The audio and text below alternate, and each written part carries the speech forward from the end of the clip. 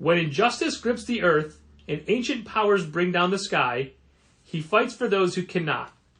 And when the tale is done, we will know what that cost him. This is the story of the immortal Thor. The is that? Sounds like a comic book that Thor's in. In the Midwest, you know the best is there waiting, so come and join the conversation. Eyes to approve, fan and artist and creator too. This is how the challengers do. What? Keep the conversation moving along. Keep reading comics, keep your local store strong. If it's hard, then it's a job for the challengers. Comics and conversation, y'all. From Challengers Comics and Conversation in Chicago, this is Contest of Challengers, a comics industry business podcast with Patrick Brower and W. Dal Bush. There, Dal, I'm recording, so you can yawn now. That's how you can tell. Boop. That's the noise that always signals the start of a podcast episode. Boop. I normally edit that out. It's usually part of it. Oh, it's not in the episodes? I had no idea. You'd never know. You never listen. I don't. It's true. You don't even listen when you're talking. I try not to. We were going to do this yesterday because we had time, but I just didn't feel like it. That's fair. And I didn't have anything, and I needed a day to collect my thoughts. Why force it? To have some topics. Sure. But I mean, sometimes it does feel like forcing. Oh, man, I just had a horrible joke I won't say. Okay. Because it was distasteful even for me. Cool. I did have a discussion with Gina today about, on the store page, me being able to celebrate a good friend of mine with the phrase, she is 1000% that bitch. Okay. Just making sure that it was appropriate and wouldn't be seen as offensive to anybody reading it. I mean, I'm not offended by it. Okay. It was Nikki. It's Nikki's birthday. Great. Yeah. Because she is 1000% that bitch. Okay. Sorry, Jade Cargill. Move over. Well, Jade Cargill's 100% that bitch. That's true. Well, I guess It's just Nikki's 10 times better. different tiers. Maybe Nikki should challenge for the TBS title. Sure. Why not? Someone's got to. Someone has to. So, we didn't record yesterday, and I had a moment to collect my thoughts and figure out what we're going to talk about. I just don't know in what order we're going to talk about, and I was waiting for something to, like, boil to the surface. Sure. But a natural segue. Yeah, or just something that I'm, like, really angrily passionate about. And there is one thing, but I got a lot of it out of my system today at the store. Okay. But we'll definitely get to it. We have a lot to talk about with Marvel today. Yes, we do. And Diamond and what have you. But first, I think I'll start with a very positive thing. Yeah, okay. Our longtime customer, and even longer time, my customer, Charles Gorey. How's Charles doing? Charles is great. Charles he buys a lot of action figures. And yes, that's true. As do we both. You had a very large BBTS box in today. Yes, it was my pile of loot, as they say. You know how you can tell a box came for Dal? Because he wasn't working. That's how. True. He always rigs it to come on Fridays. I don't plan them. 100%. Because I can't. Only deliver on Friday. Especially Big Bad Toy Store BBTS. Because when you tell them, like, hey, ship my stuff out, because it's all pre-orders that have accumulated over the last month, and you say, okay, put them in a box and ship them out, they're like, great. We'll get to that in a few days. So it's like, you never know when it's going to go out. You can't plan on like, well, if I put the order in Wednesday, it'll definitely come in the early part of next week via UPS. No, it could be 5 days, could be 10 days. I quite enjoyed when I saw the charge for BBTS hit. I said to you, what's in that order from BBTS? And you said, it's just pre-order stuff. Like, defensively, like, I was chastising you for ordering things. I was wondering they're shipping out pre-order things. Yeah. I was curious to what you got. I can absolutely tell you what it is if you want to know. Well, not on the podcast, but I just like, as if... DX Kamen Rider Geats Vision driver. As if you did actually tell me that. I did. Yeah. I'm very excited to open it up. As if the fact that, if you're worried about me complaining you're spending money, saying it's a pre-order, doesn't change anything. You still ordered it. Well, I wanted maybe to make it clear, like... I didn't just place this. Yeah, this wasn't just me deciding, like, I'm going to spend a bunch of money. This was, over time, me saying, like, this is stuff I do want to pre-order. I don't know when it's going to come in. However, even if it was all just offered this week, you still would have got it all. It's true. So don't be all high and mighty with... No, it was you were defensive when you didn't need to be. It was. And I for the listener, I do hassle Dal for the amount of money he spends on robot toys. Mm-hmm. And in turn, he goads me into buying things that I probably would talk myself out of. Yeah, there you go. To make yourself feel better. Teamwork. Anyway. Charles was buying a recent Marvel Legends Yelena Belova figure. You know, the White Widow. Yes. Yelena Belova. Wow, I can't do it. Yelena Belova. Yep. The Black Widow's quote-unquote sister. Mm-hmm.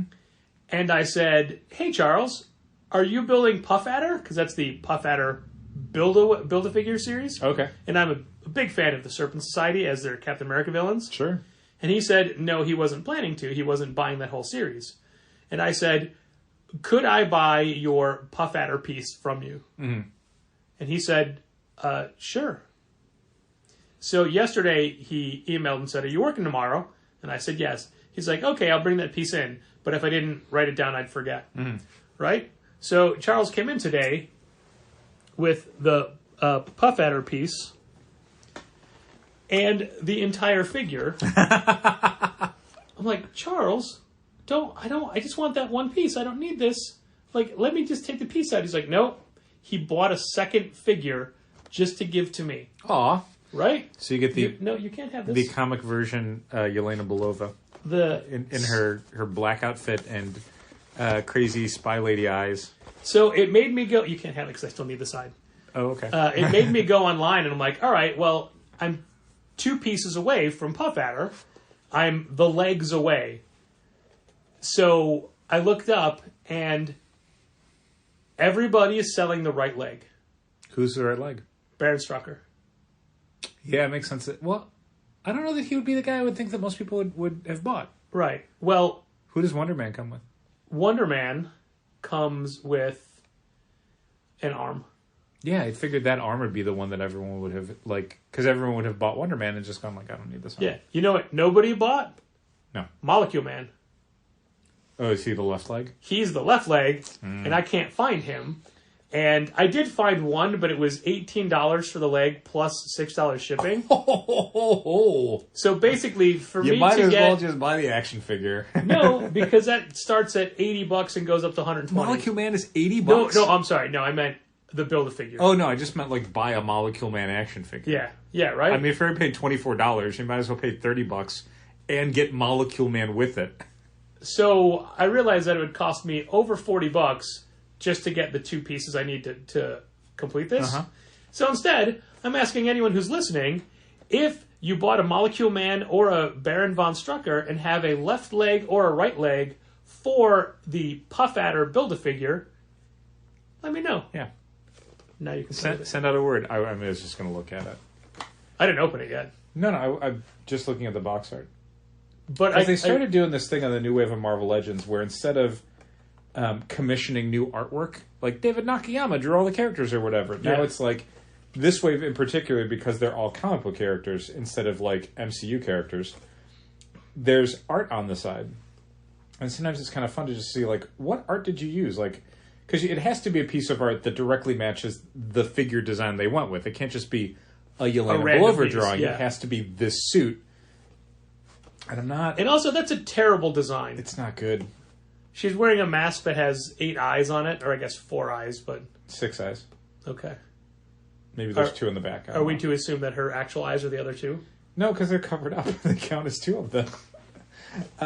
Yeah, I don't 100% know. Like, this feels like it was maybe from like the New Avengers run where she was like a villain, but maybe not. I don't know. It doesn't look familiar. On AEW figures, it specifically says the outfit this wrestler is wearing came from this specific episode, pay-per-view, match, whatever. Yeah. This I have no idea. Yeah, I mean, this is definitely, comic book Yelena Belova, but what run in particular, and McFarlane toys do that now too, where when they do like a specific comic book version of like Batman or whatever, they'll be like, this is, Dark Detective Batman or whatever. Like, like here's the storyline it came from, or here's the era of the character it represents, because, when you have like the Flash, he has 60 years worth of costumes, so they can be slightly different and slightly unique, so you want to specify this is Barry Allen from Flashpoint, which is a figure that just got announced today. Then I decided to look up the Build-A-Figure Cosmo, Uh-huh. because I didn't buy any figures from that line, but I'm like, I'll buy the dog. Sure. I'm not buying the dog. Not right now. Is it like $200? He's a lot. Yeah, well... I'm sorry. She's a lot. She's a lot. She's a lot. MCU Cosmo is a lady. Yeah. And she's a good dog. That's not what I heard. I want to say somebody who bought the full case from us. Well, not the full case, because it's like 2 Star-Lords, and Star-Lord doesn't come with a Cosmo Build-A-Figure piece. It's Iron Man in this wave that doesn't come with a piece. 6 figures they bought, and I want to say when they were checking out, they're like, I gotta have a Cosmo. Like, Yeah, that's fair. I'm sure they wanted the other figures in the line, but Cosmo was like definitely the big plus of buying that set. One of the things I found deceptive in some of the listings, it had a full picture of Cosmo, but when you go to the listing, it's just a piece. And one of them was so annoying, or I guess so obnoxious, I should say, was that it's like, oh, it's 1625. You're like, oh, that's amazing. And you go to it. It's a drop-down menu. You have to select the piece you want I've seen that because before. they're all that much. Yeah, okay. Yeah, that's... I don't want to say scammy, but I'll say scummy. Misleading. It's Yeah. definitely misleading. Yeah. So again, thank you very much, Charles. And if anybody has the legs for Puffadder, let me know. Patrick is a leg man. I'll go from there. Well, that was a nice thing that happened. Yeah. I appreciate the segue, but there's not... No, like, I'm just saying, like, Yeah. it's not a segue, it's just a statement of, like, Oh. frequently on this podcast, we don't talk about the good things that happened or things that made us happy for the week. So I thought maybe I would shine a little light and go, that was a nice thing that happened. There was a woman in today who looked at the pad that needed to be rebooted because it just turned itself off somehow It does that sometimes. and said, oh, I like this. This is a good idea. I mean, And then didn't interact with it at all. I wonder if she saw the part where it's, like, pitching on books for the week. Well, it's not. Okay. Because when it reboots, it erases itself. It just says, okay. welcome to Challengers. Oh, okay. So I just quickly typed in something about Avengers and Titans. That's fine. That was all. Because I don't remember... I didn't feel like on the pad jumping to the website, copying and pasting, and pulling back. There were people to ring up. There was things to do. There were things to do. Now who sounds defensive? Hey, look at that. Somebody just responded to 2 people in the last 2 days I've reached out to for announced projects for events, and both have said yes. That's cool. Like, One is until next year. And I know what the other one is, I think. Yeah. Well, Tyrell just said yes. Yes.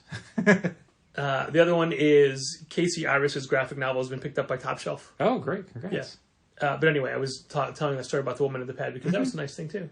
Like somebody, like, without prompting, pointed to a thing we've changed and commented they like it. I think a few people have about the customer-facing Yeah. data pad. However, I'm actively trying to find a different way to have it mounted up there. Yeah.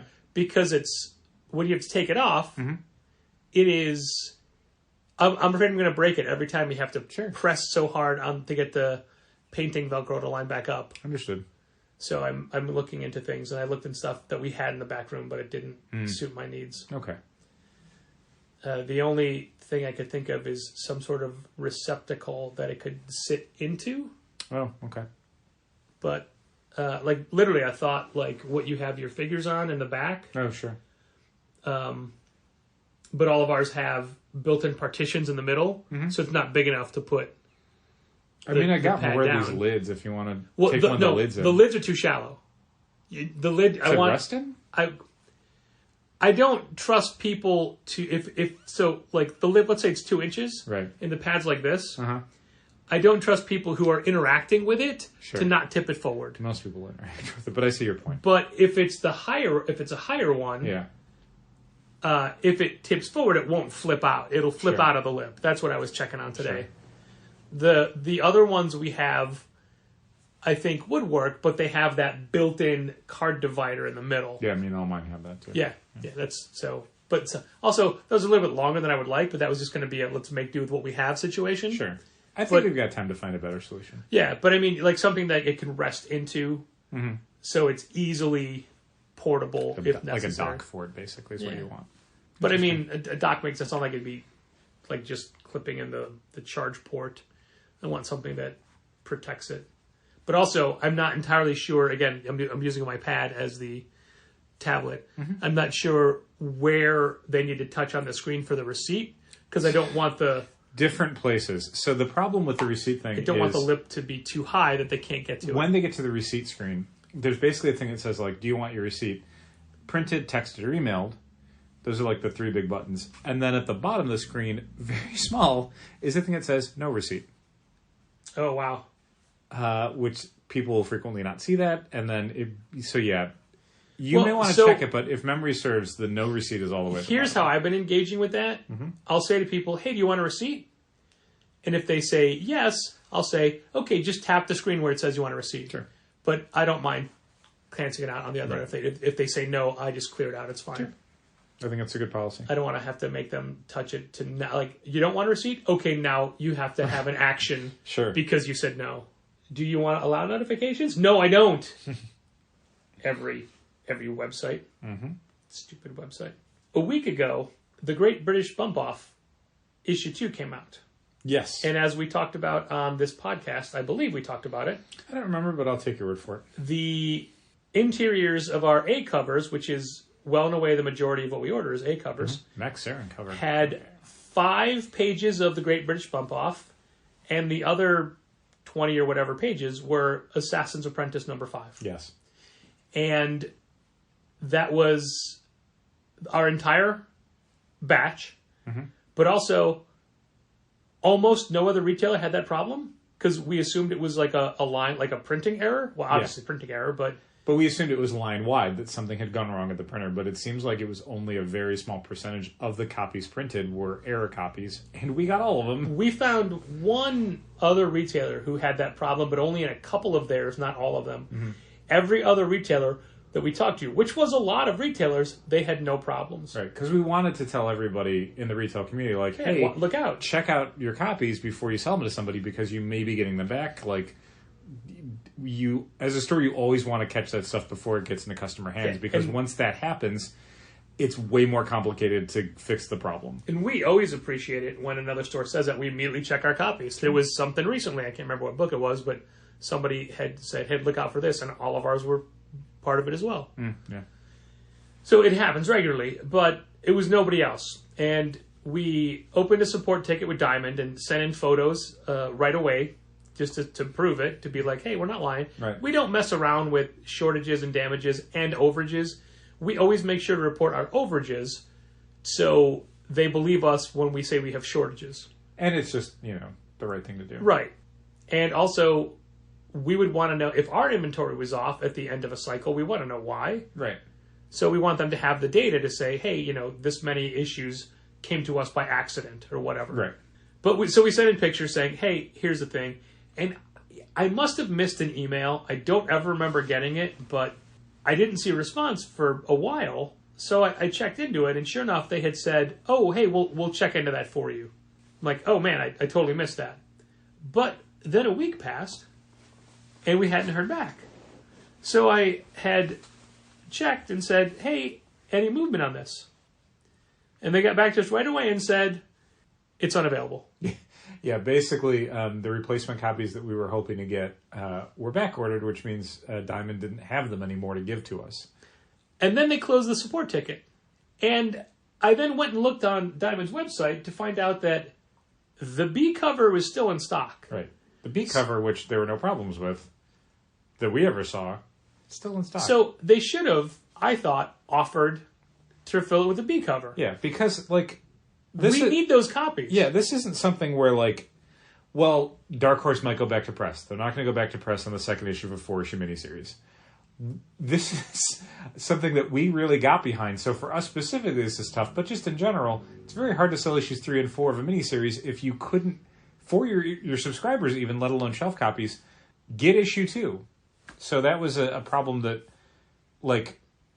needed to be solved. Could not just be they were misprinted, we're moving on.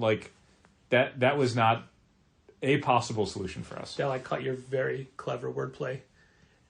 Needed, Knead, in a baking comic. That definitely was what I intended. Thank you. It. Thank you for catching that, Patrick.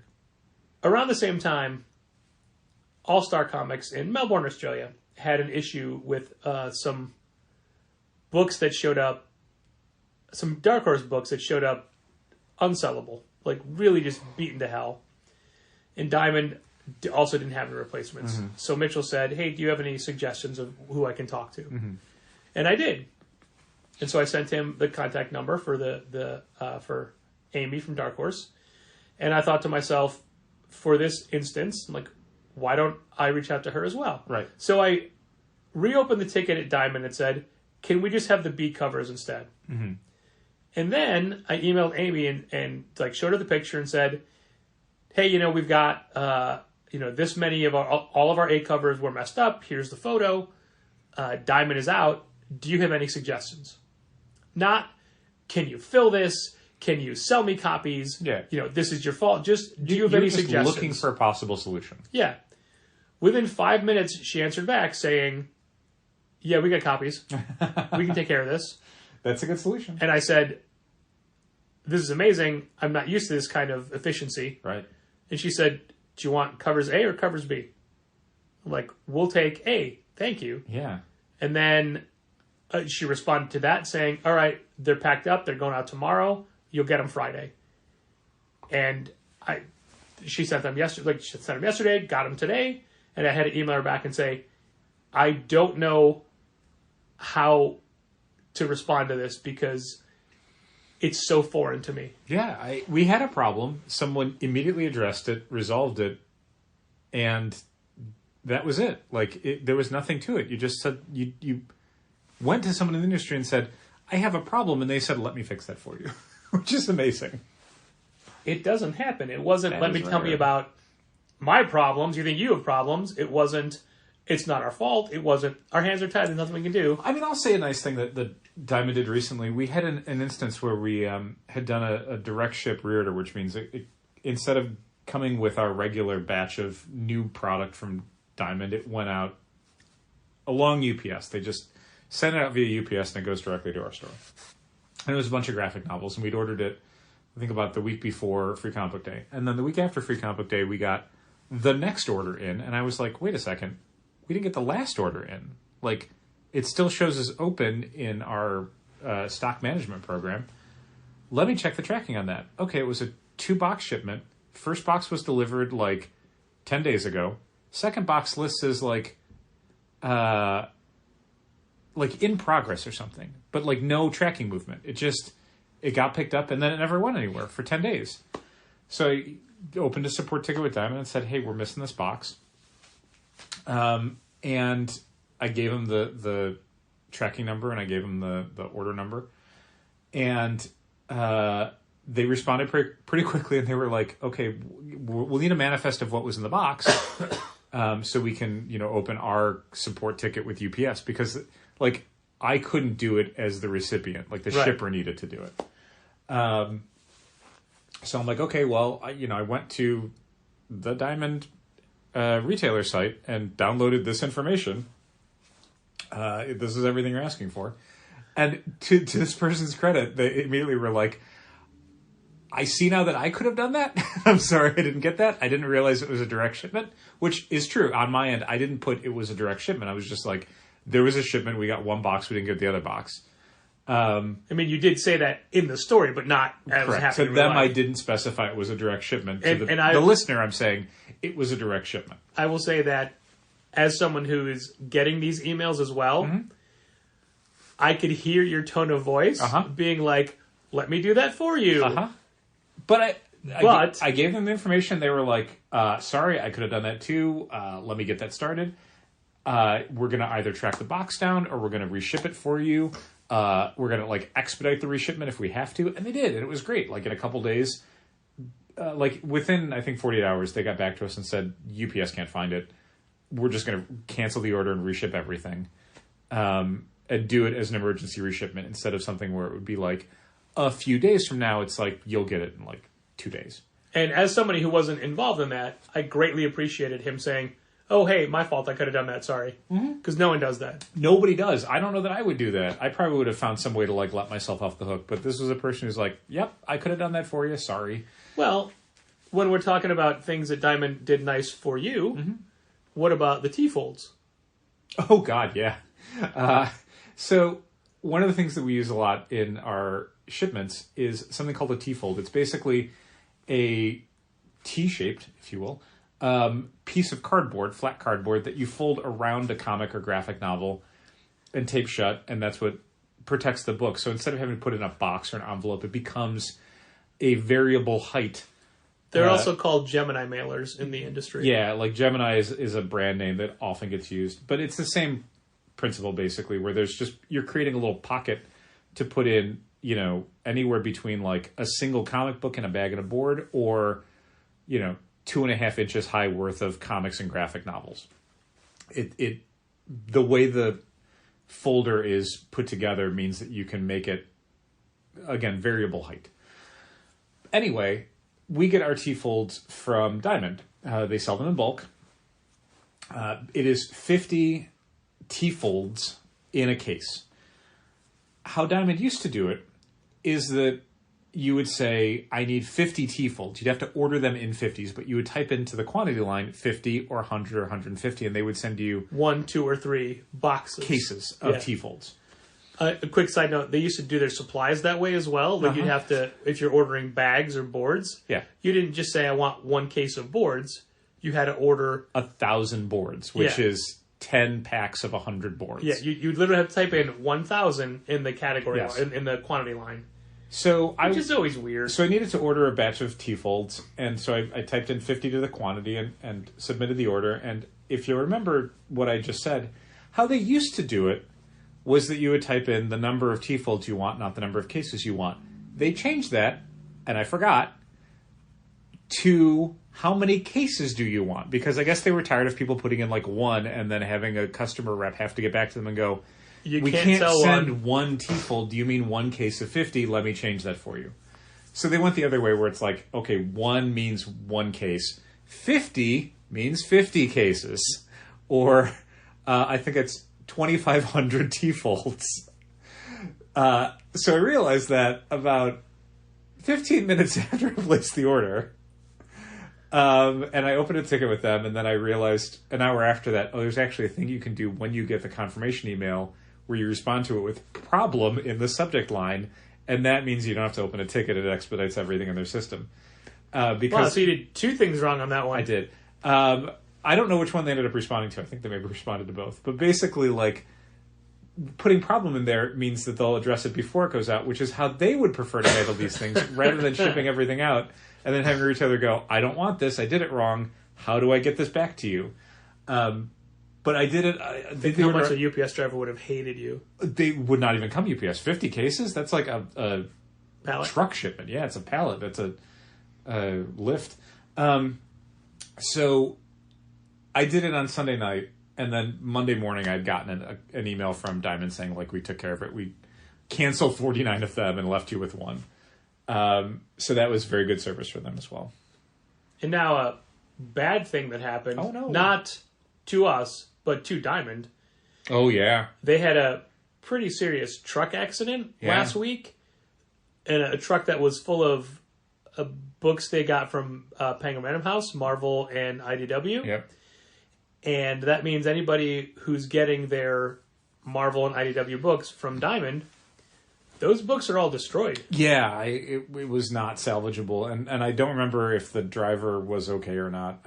I hope they were fine. Today somebody was asking if anybody had seen pictures of the accident because they wanted to see how bad it was. And I thought, that seems... That's ghoulish. Yeah. I think they wanted to see how, like, not... I don't think they were doubting anybody. Mm-hmm. I think they wanted to see how bad all the comics were or whatever. Why? But the bigger problem is Diamond doesn't have a complete list of everything that was in there. Oh, they don't have a manifest, really?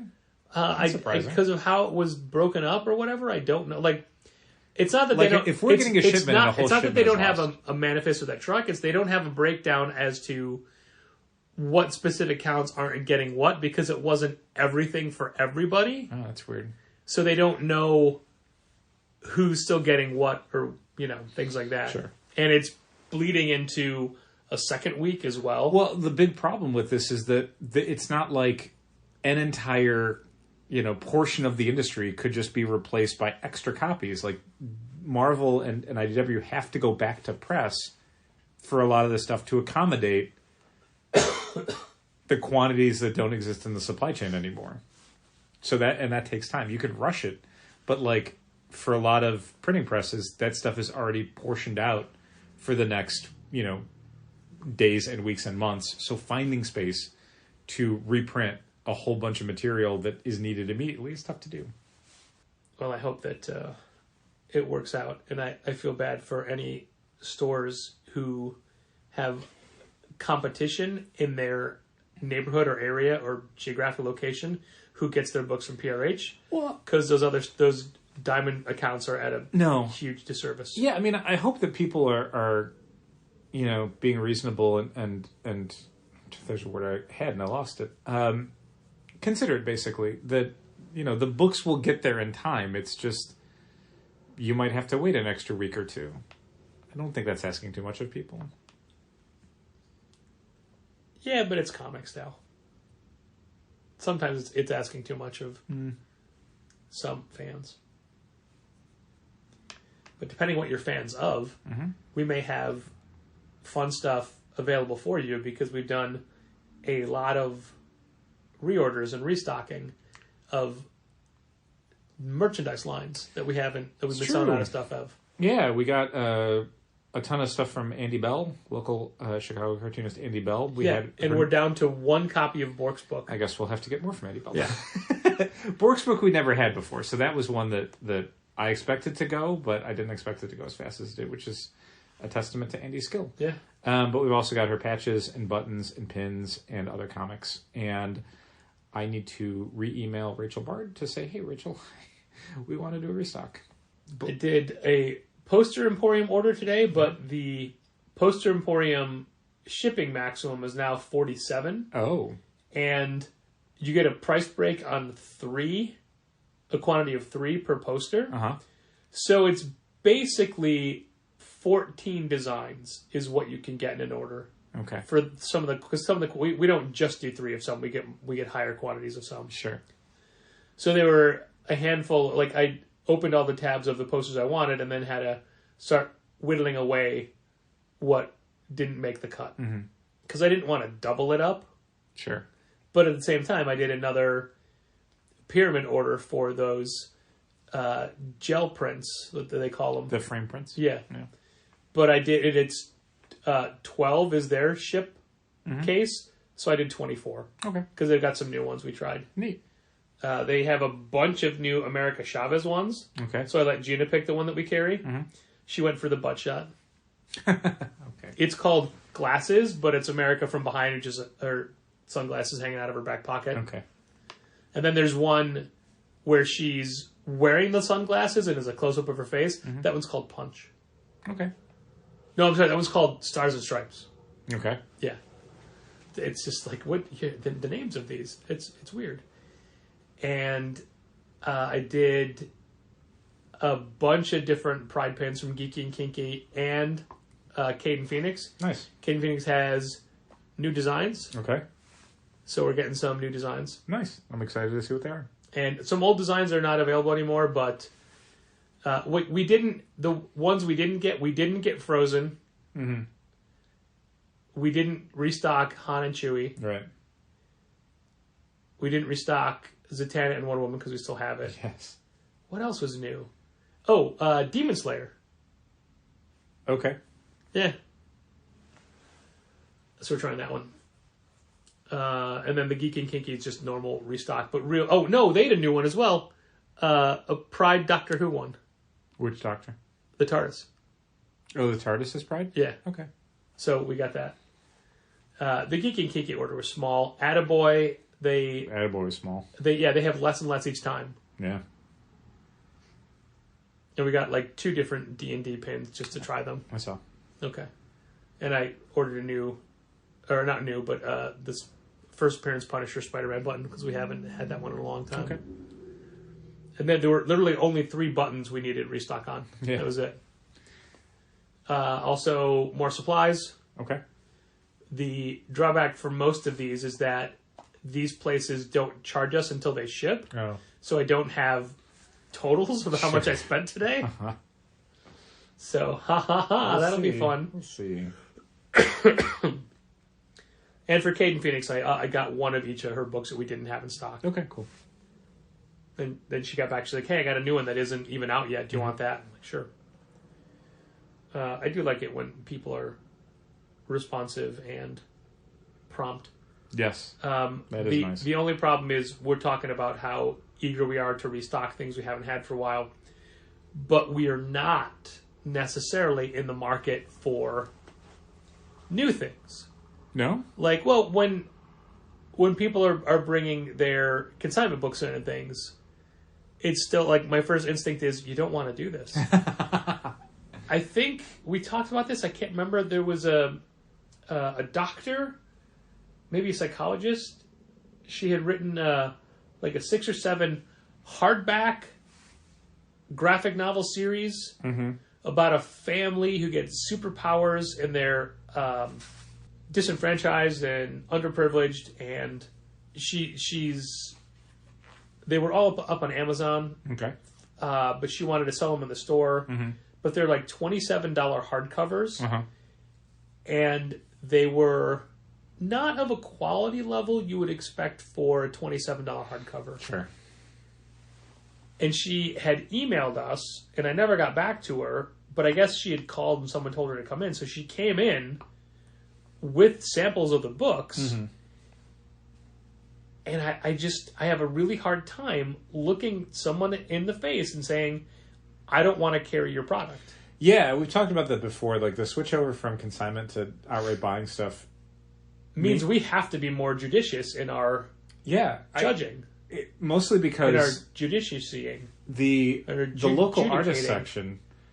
section, for better or worse, does not move rapidly. No. Unless you're Rachel Barter or Andy Bell. And that's the thing. Like I still want to get new stuff because you never know who's going to be the next Rachel Barter or Andy Bell. Like there's definitely people The next locally. Carolyn Cash. Sure. Carolyn Cash is getting a ton of publicity and a lot of really good acclaim. And rightfully so. Yeah, absolutely. I mean, all these people deserve it, 100%. It's just, it's like looking through the previous catalog. It's the signal-to-noise ratio. We carry a lot of comics, but we don't even carry the majority of what's offered in the previous catalog, especially once you get past the premier publishers. We have to be very... judicious, someone might say. Adjudicating. What? About what we choose to stock because we're buying stuff non-returnable. And if you guess wrong, you have just lost that money. The odds of it... If it doesn't go in week 1, the odds of it going in week 5 or 50 is so slim. If you're lucky, you might be able to like discount it down to get the cost back, let alone not making a profit. But even that's unlikely. I mean, we've got plenty of stuff in our half off section where it's like, I don't even know if I could literally give this away. Yeah. I don't know if for free, if I could go, here, take this book, before someone would go, no, thank you. And that's a lot of stuff in the industry. It's very easy for people to make content, and it's very easy for them to get it out there. Yeah, just listen to this podcast. But it's not necessarily something that someone's going to want to buy, and we have to kind of, because it's our money, we have to be able to look at that and go, okay, do I think someone's going to want to buy this? And sometimes the answer is no or not from us. And that means that, no, we're not going to stock it for the store. But yeah, I always want to look. I always want to see, like, maybe this is... And sometimes there's something that's right on the line where it's like, this isn't for me, but maybe this is something people are going to want. Let's put it on the shelf. Let's see what happens. But sometimes, no. It is just like, this is not going to pop for people. It's going to go in the local artist section. No one's going to buy it. Like, that's what's going to happen next. I'm just giving you $15 or whatever by buying your book. Yeah. I'm not going to make a dime on this. So I don't know that I want to do that. And yeah, it sucks to do. It absolutely sucks to tell someone to their face, no, you don't want to carry their comic book. I don't want to carry your comic book. Understood. Oh, you took that better than I thought you would. Well, Dal, you were just talking about the signal-to-noise ratio in previews. I was. And I'm using that as a segue to talk about I'll allow a it. whole bunch of, thank you, Marvel Comics things. Oh, Marvel comic books. Yeah. I realized I put my notebook down and picked up their next week's previews magazine. Marvel previews. But first, Free. we need to talk about foil covers. So let's talk about how most stores get Marvel comic books, whether that's from Diamond or from PRH. Basically, how it works for comic book publishers is that the discount that you have at a distributor is for their entire line. You don't pay a different amount for a $3.99 X-Men comic than you do a $3.99 Avengers comic or a $3.99 Moon Girl and Devil Dinosaur comic book. You get the same discount.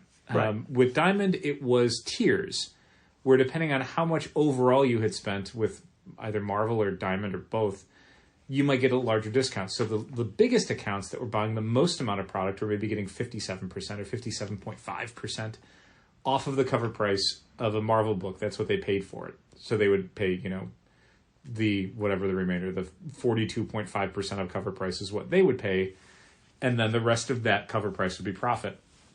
PRH has a flat discount structure where generally it's 50%. Stores, if it's a $3.99 comic Why book, are you giving away all the secrets? a store's paying $2 and they're making $2 in profit, or $1.99, or however the math works out. So that's how it works. The discount that you have for your Marvel books is the same for every Marvel book you carry, every comic and graphic novel, every variant cover, incentive cover. You're getting the same discount. Or at least you were. What do you mean? For Ultimate Invasion #1, that FOC'd a week ago, I think, about a week or so before that, Marvel and PRH had announced that, unlike every other book that Marvel and PRH carry, and Diamond had to do the same thing about everything they carry, this $8.99 cover price book would be getting a 16% discount. How arbitrary. Yes. The justification that was given was that the materials costs and the price to produce, which naturally would lead a retailer who's dealt with both discounts and net cost items before. Net cost meaning the item doesn't have a suggested retail price. It has, or I guess it does have it could have a suggested retail price, but what it has is not a discount that you're receiving, but a flat cost that you're paying for it. And generally when a store gets a net cost item, they then have to extrapolate out what they feel comfortable charging for it. So if you got a $2 net cost item, you might decide to sell it for $4, while another store might decide that they could get by with less profit, so they might charge $3.50, but each store is getting it for $2. And oftentimes it doesn't have a price printed on it. Comics have prices printed on them, so it's very difficult if you're getting a lower discount to suddenly say this costs more. You could maybe do it with like an incentive cover or something that has a built-in structure to it where there's an expectation that this is a scarce item or this is something that a store had to jump through hoops to get and therefore they're going to charge more. It's not great to do overall though. Like we don't like generally taking a book and saying, well, we could get more for it so we're going to charge more for it. It's not kind of how we want to do things. This almost felt like one of those times where one of us had to run to the bathroom and the other person covered. Uh-huh. Because you're just doing so great, and I'm not. I'm just trying to explain the basics. No, you're doing Sure, great. I'm thanks. not interjecting. No. So it sounds like you're covering for me, but I'm sitting right here. You were. I mean, I'm working on our next segment, but still. So what ended up happening when Marvel said, okay, this $8.99 cover price book now gets, instead of a 50% discount like you were expecting and had been planning on ordering based on, now gets a 16% discount. Is a store like Challenger said, great, it's subscription only and it's also $15 because we're not going to carry it if we're only getting pennies on the dollar, basically. Yeah. Like literally, you're getting 16% of the cover price is profit. Well, you still have to Why pay a store- shipping out of that as well. Well, you don't with PRH. Oh, right. Why a store would need to make 16% profit is because, and this is maybe a thing that any store is going to understand this, and anyone who runs a small business is going to understand this, but I think for a lot of people who shop at stores, 16% still sounds fine. Like, you're still making profit. What's the big deal? The big deal is the fixed costs of running a business mean that if we're not getting like at least 40% profit on an item, we're basically losing money carrying it. We cannot pay for the physical costs of our business, which means rent, which means payroll, which means taxes, which means utilities, which means all the little things that go into running a physical business. So 16% is like, absolutely not. I'm not carrying that. And since we already had taken orders for it, pre-orders, I'll order those, but the price is going to be now higher than $8.99, and I'm ordering 0 copies for the shelf. 0. We would have preferred if Marvel had said, okay, the cost for this is way more than we thought it was going to be. I don't know why that would be. It seems like foil covers are a thing that have been done for a lower price recently. It's not a big deal. But fine, okay, the cost is more. Then make the cover price more. It would seem obvious. If you have to charge a store over $8 for an $8.99 book, it's not an $8.99 book anymore. It's a $15 book minimum. I'm sure stores would appreciate it if it were $16 and the discount we were getting off that book was the same as everything else we ordered for Marvel. So that was bad, and that was confusing. It gets worse. It does. It somehow... Can you believe it? It actually does. Inexplicably, I'm using inexplicably because I cannot explain how anyone involved thought this was the right way to go, or why it's even happening. That's neat. I didn't know they were doing that one. It's the Avengers version. My first Marvel Avengers book? Yeah. Neat. PRH announced, with a little bit more warning this time, that there are some upcoming foil covers that we're also going to have reduced discounts. Reduced to 0. To 0. There are 2 different foil books that are coming out. One with a cover price of $3.99 and one with a cover price of $4.99 that will be receiving, for wholesale, a 0% discount, which means they're expecting stores to buy and sell a book for 0 profit. In the solicitation, it literally says, suggested retail price, $4.99. Your cost, $4.99. And that's not a typo. Which is bonkers. Like, that is... I don't understand why nowhere in the various mechanisms and chains of Penguin Random House and Marvel, not one person said, hold on. Like, we cannot expect retailers to order and stock, even for pre-orders, a book that they're making 0% profit on. Like, how did it get this bad? And Jesus Christ, is this the shape of things to come? Yeah. Like, are we going to be getting more stuff where it's like, hey, Ms. Marvel #1, 0% discount? Like, what is happening? It's untenable to me. I cannot understand how this gets to actually happening. Like, there has to be a point in the next 7 to 10 days where Marvel's like, all right, we're sorry about that. That was a screw up. That was, we didn't think that went through.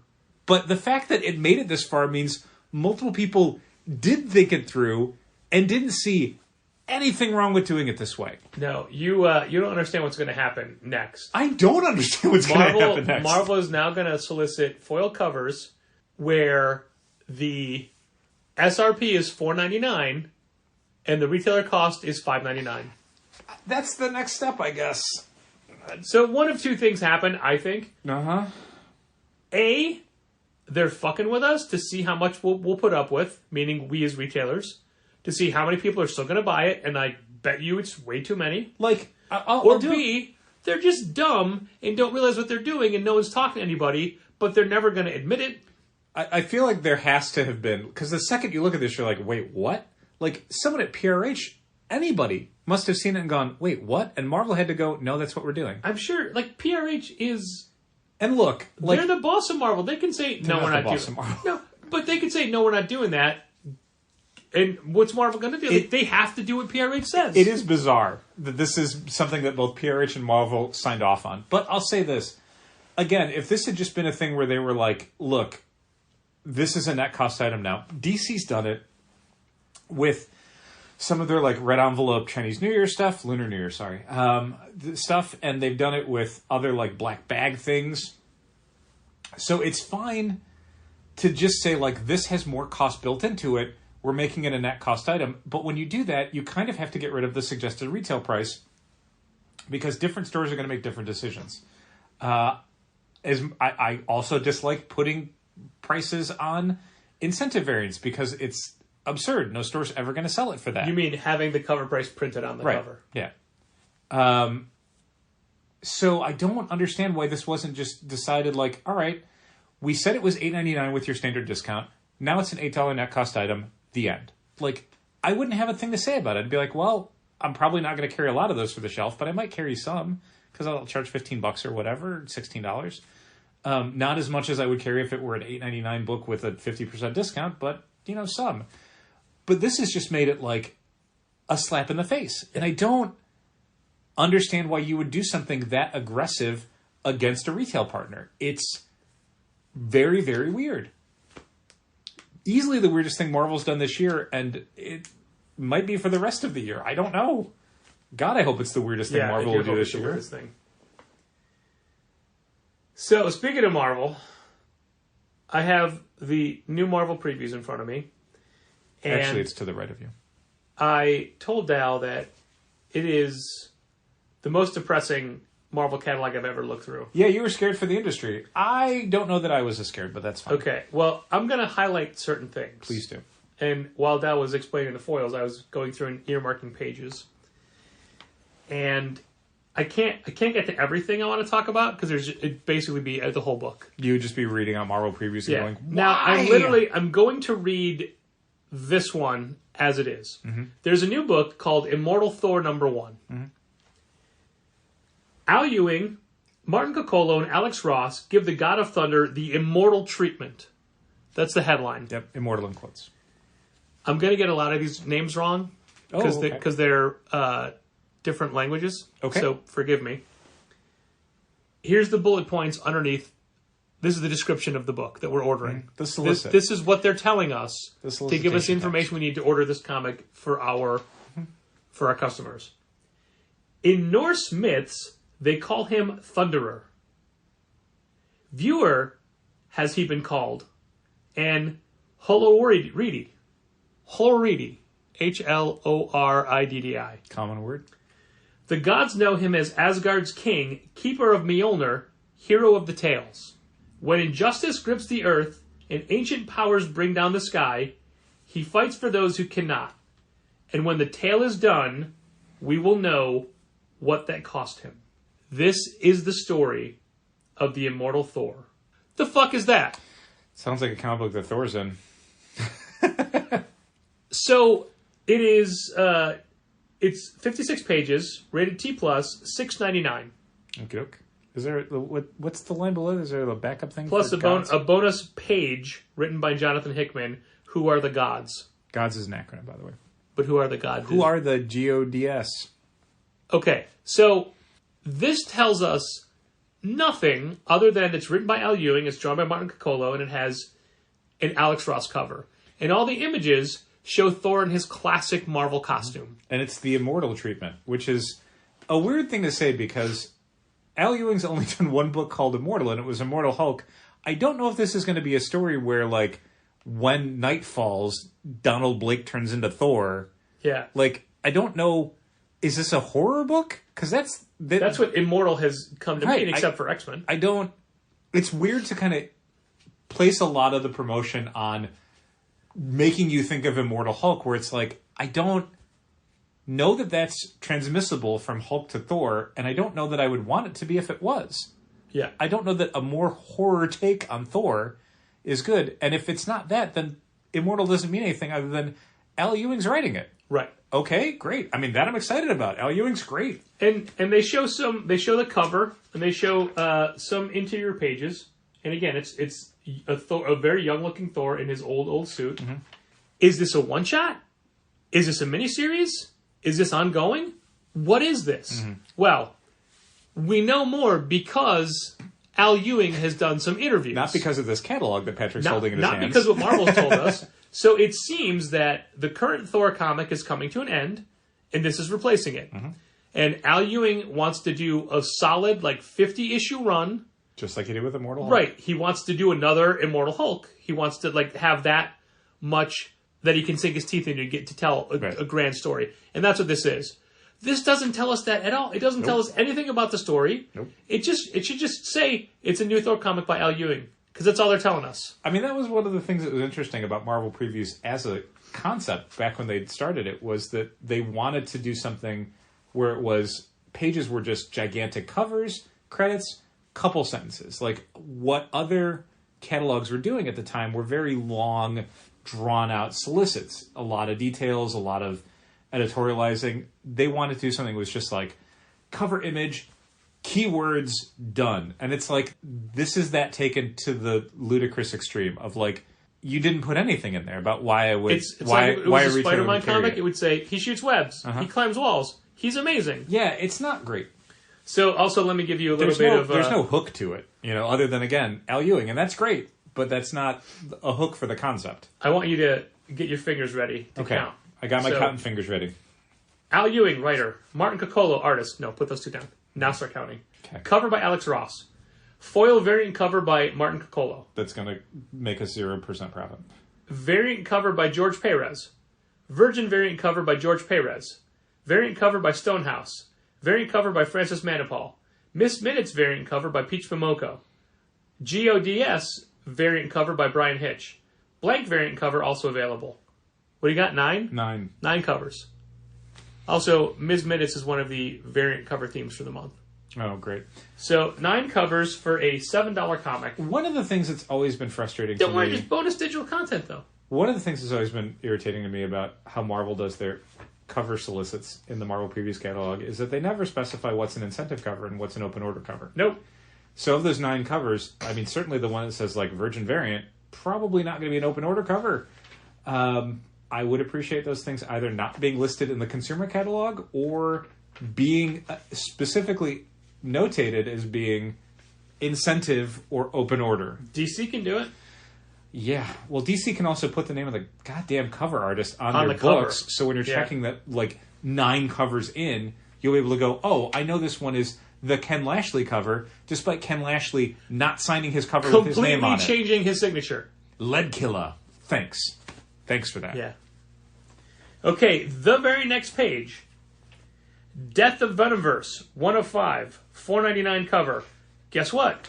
All 5 issues are solicited in this previews because it's a weekly fucking Venomverse book. Oh, cool. That's one we don't have to order a lot of. Right? Sorry, Cullen Bunn. Cullen Bunn's return to Marvel. Sorry. I'm not ordering non-returnable weekly series for the shelf in any depth whatsoever.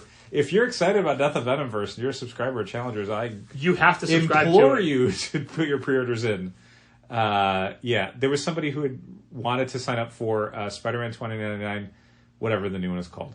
Symbiote Spider-Man 2099. No, oh, you mean the current one? Okay. Out. I don't remember what it's called. Dark Genesis or something, probably. But they wanted to sign up for it, and it's like the day they wanted to come in and add it to their subscriptions was like issue 1 had just come out. We had just closed the orders on issue 5, the final issue. I'm like, I can't get it for you anymore. Like, this is done. Even though issue 1 just came out and you just read it, it's too late to add anything else to your subscriptions. Orders are closed.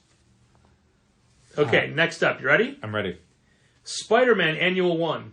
Oh, man. Iron Man Annual 1. So Fantastic Four Annual 1. So these are all part of... Hold on. Okay. Moon Knight Annual 1. These are all part of a Scarlet Witch event called, like, Contest of Chaos or something like that? Yes. Here's the thing that bothers me the most about the Spider-Man one. So there's a Spider-Man annual with Spider-Mans in. There's also an Amazing Spider-Man annual. Don't worry. That was the contents of that is the thing I was maybe most upset about from this catalog. Like, the bait and switch of that title and those contents makes me want to scream. Amazing Spider-Man Annual 1. Right. Who does it star, Patrick? Hallows Eve returns. And it's also by, I think, the creative team of Hallows Eve. It's a Hallows Eve special that they're calling the Amazing Hallows Spider-Man Eve. Annual. Big play to break Chasm out of jail. I like to say Chasm. I know you do. I also like to say symbiote. Infuriating to me that they're basically saying, like, oh, this is Amazing Spider-Man. Amazing Spider-Man. Readers are going to love this. It's like, no, it's Hallows Eve. It's a completely separate miniseries This might as well be a special for that. It's also Amazing Spider-Man Annual 1. How many Amazing Spider-Man Annual 1s have there been? I don't... Every year it's Annual 1. So, Contest of Chaos is a multi-part series that is all just number 1s. Yeah, this is just like they did Infinite Destinies.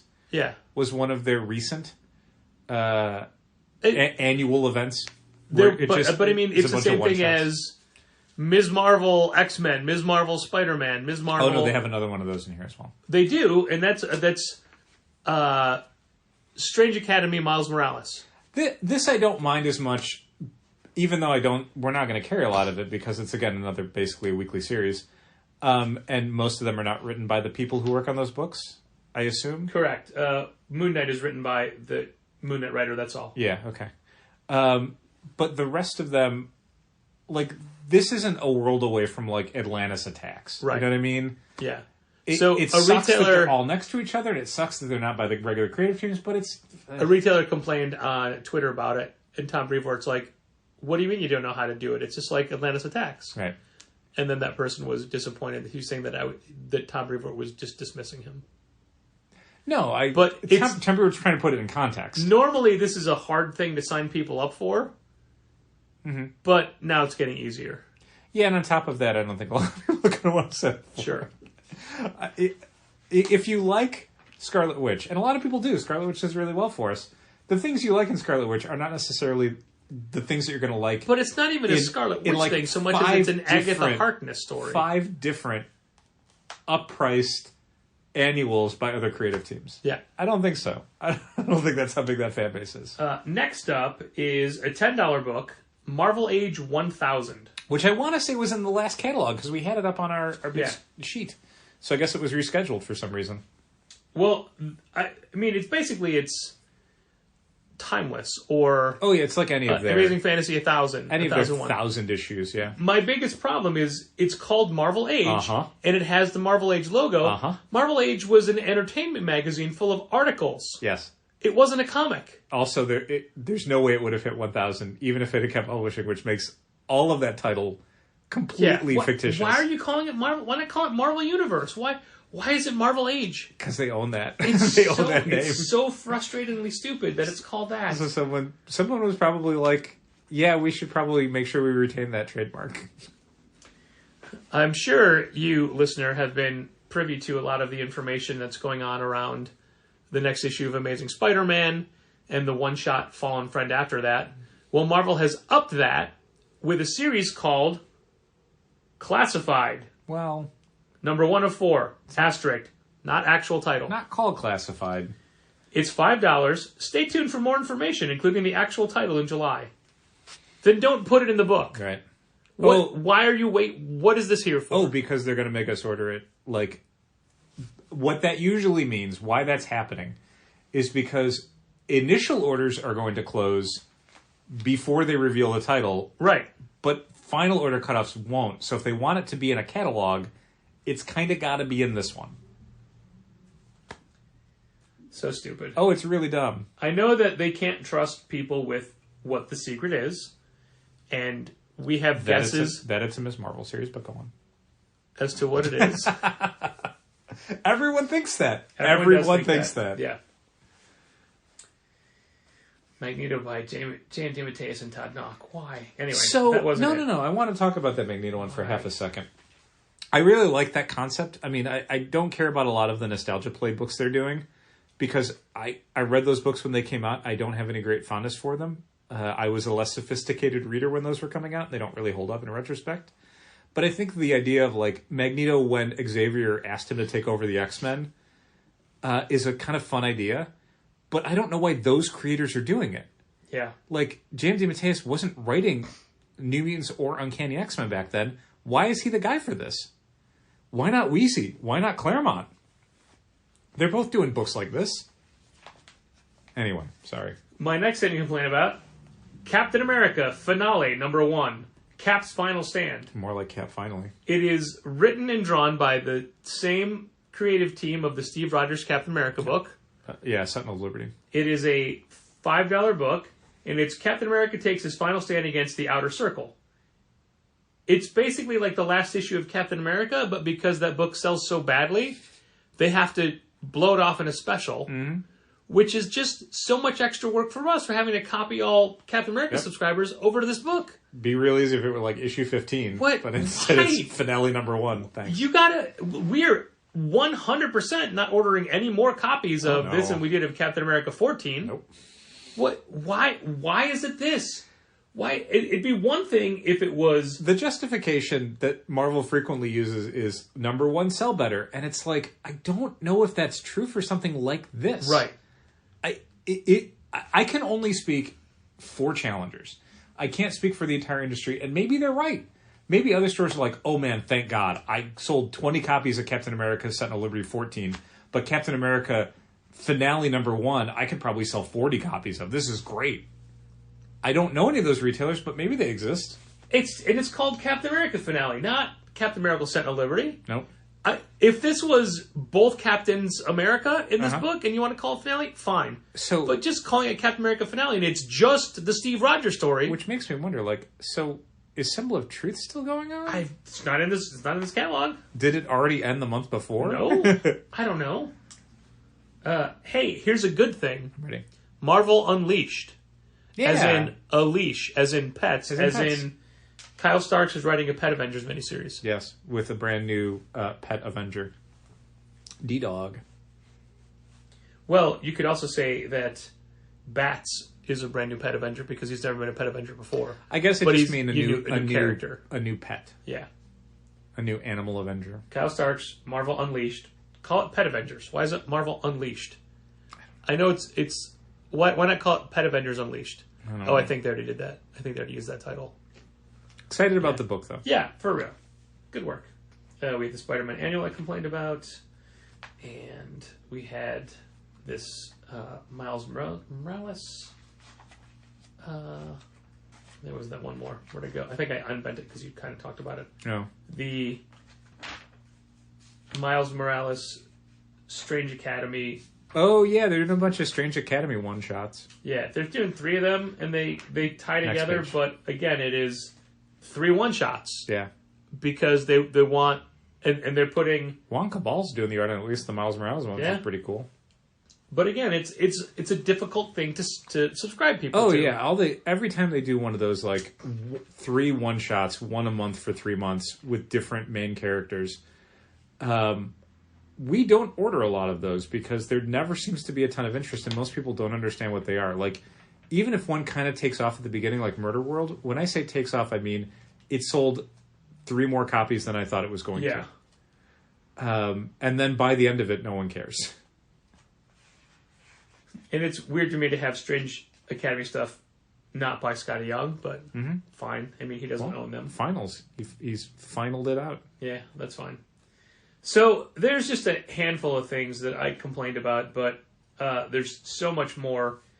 There's way too many books in this book, and I hate most of them. Yeah, I don't know who they're for. It's a really bad month for the big 2 publishers in the industry, your Marvel and your DC, because Marvel stuff seems kind of in a transitional state. A lot of Fall of X stuff is in the catalog, and no one really knows what Fall of X is yet. So for a bunch of these books, like Children of the Vault, it's like, I don't know if this matters or anyone's going to care or what.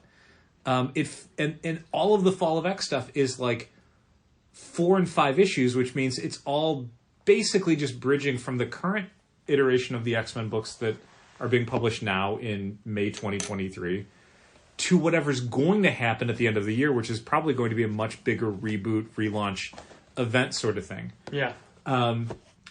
Avengers just kicked off, and it's a good book, but it's not necessarily the sort of, main driver for Marvel that Jason Aaron's Avengers might have been. The Spider-Man stuff, there's been some announcements, but again, everything feels very thin as far as like how much enthusiasm and excitement there is. And DC having a great year with Dawn of DC, and then just for us at least, tanking it with Night Terrors. So you've got a month where Marvel's doing a catalog that Patrick just shit all over, knifed to death, and then the DC catalog that we're probably going to get next week and could do a similar episode on is 20 different Night Terrors books that were like, why are you publishing this instead of Chip Zdarsky's Batman?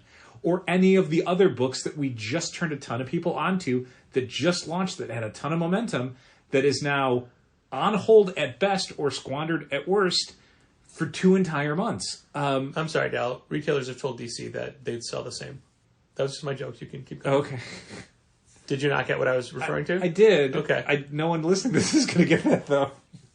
But no, just that line is enough to... DC firmly believes that the audience for Chip Zdarsky's internationally acclaimed and award-nominated Batman comic is exactly the same as for Josh Williamson's 2-issue Night Terrors Batman. That the audience overlap is 100%. No. Which is absurd. It's not that DC thinks that. DC thinks retailers think that. DC's saying it about and to retailers, so that's great. Yeah, it doesn't make any sense, and Night Terrors for us is going to be a really bad financial month for us with DC, and yeah, again, looking at some of this Marvel stuff, excited about Immortal Thor. I think it's going to sell great for us. There's a lot of stuff that Marvel's doing right now that I'm personally enjoying, and I think that there will be steady sales on the stuff that has already come out and has been coming out, but there's a lot of the newer launches where it's like, boy, I need way less singles and doubles and way more triples and home runs. Like, I don't... Yeah. A Moon Knight miniseries that introduces the TV character, or like a new iteration of a character that was used on the TV show, is like, that's going to sell half of what Moon Knight sells at best. Why do I need that? Why do I need a Moon Knight comic that's going to sell half as much as the other Moon Knight comic that's already coming out? That's no good. I need another comic that sells as well as the Moon Knight comic. It doesn't even have to have Moon Knight in it. It could be a different character. But it needs to sell really well. Like Tigra.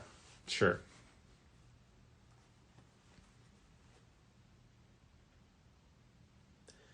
It's just the previous catalog has sucked my will to talk about anything you else. did that to yourself. Let me take a look at the thing in the back. Because, I mean...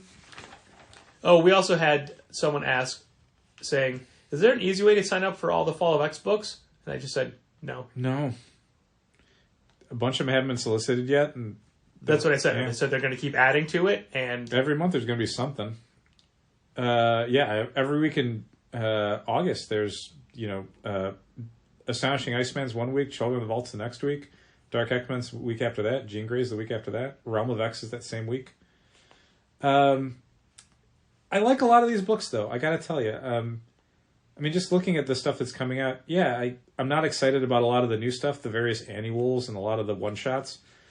But as an X-Men fan, I'm curious to see what Fall of X is, and a bunch of the books they've announced are weird enough that I feel like they'll at least be fresher than some of the, like Marauders that have been coming out, where it's like that idea has run its course. What was that fun Nightcrawler book, The Uncanny Spider-Man? Yeah, Uncanny Spider-Man.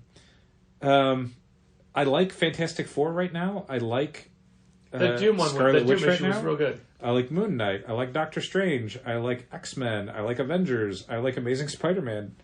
I like a lot of books that Marvel's publishing. It's just we're in that kind of phase of Marvel, and it's cyclical, where Marvel can't seem to buy a hit. Like, they can't seem to put together anything where you're like, God, that's exactly what the market needs. It's just like Immortal Thor.